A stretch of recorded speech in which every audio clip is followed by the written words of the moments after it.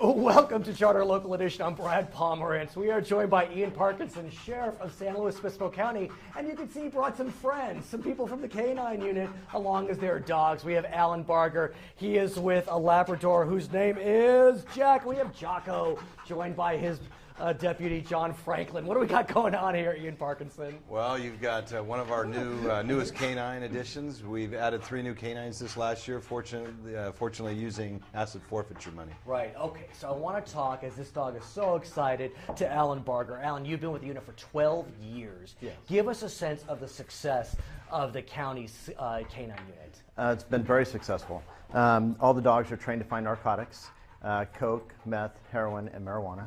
And we've found in excess of $1.5 million,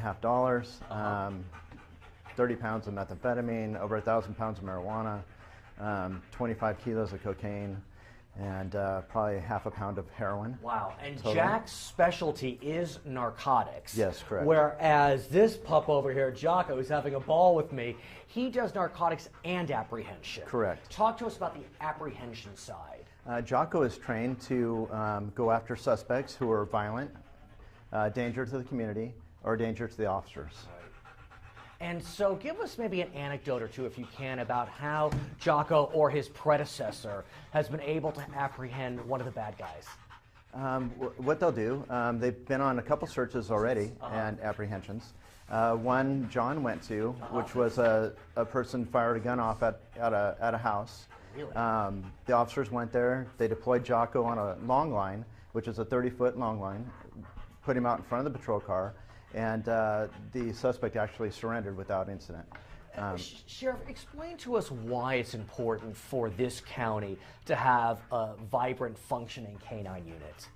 Well, a couple of reasons. One, the deterrent that Al just mentioned, but also, for us, it gives us the ability to search a large area, which is a tremendous savings of manpower. So when we go out on a search for a suspect or even a lost person, we have the ability to track that person utilizing dogs that are already deployed out in the field. And I know if I ask these gentlemen, they'd be humble, so I'll ask you, explain to us the scope of their commitment to their job and these canines.